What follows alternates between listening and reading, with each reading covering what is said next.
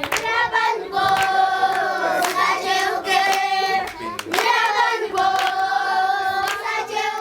Zimbabwe Project's mission statement is to help impoverished children and families in Zimbabwe by creating opportunities through education, healthcare, and community sustainable projects.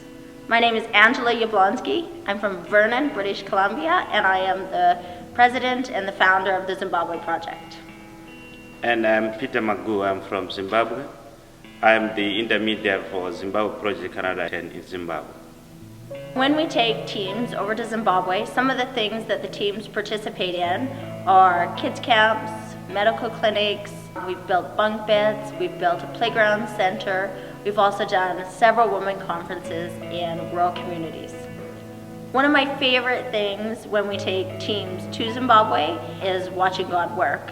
I love watching people's faces through all the miracles that God provides along the way. The other thing I love is in the rural communities watching women being empowered. I think it's fantastic when we go in with a group of women, the things that maybe women in Africa don't do, they watch us and oh, maybe we can do that too. And that's always exciting to be working alongside with them doing those projects. In 2010, we traveled with Peter to Chikambu to look at education and some gum tree projects and soccer programs that they had going on in their community. At that time, I realized that the Zimbabwe Project could partner with local Zimbabwean organizations to help impoverished children and families create self-sustaining projects that in turn these families and children could pay for their school fees and food and just help to create a better life all around for themselves.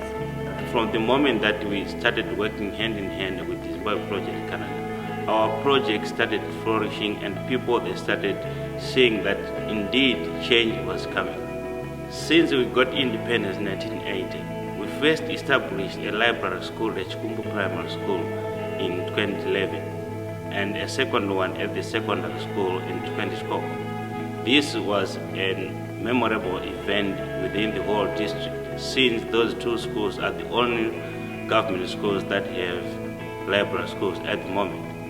And from those projects, we also managed to bring in people together with all sustainable development projects, among them pig projects, bee farming, goat farming, chicken farming. The whole idea about bringing all these projects was to bring or to make the family self-sustainable so that they can be able to send their kids to school, pay for their medical bills, and pay for their immediate needs. Walking 10 kilometers or farther for water makes some of these projects very difficult. So we've also been able to put in wells in different locations to help establish these projects.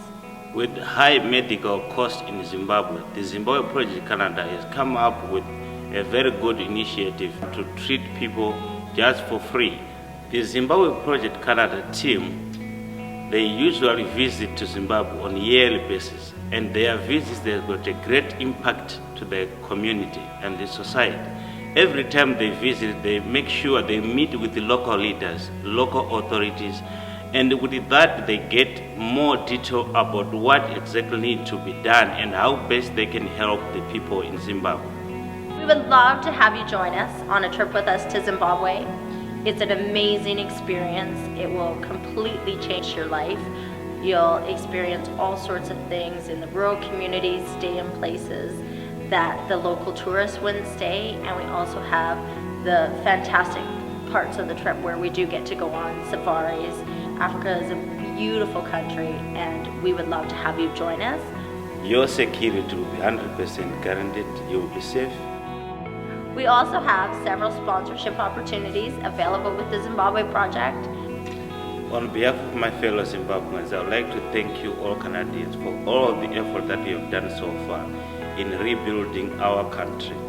And I hope you continue doing this until we come to a stage whereby we become so self-sustainable. And we look forward to meet you now and in future. Thank you.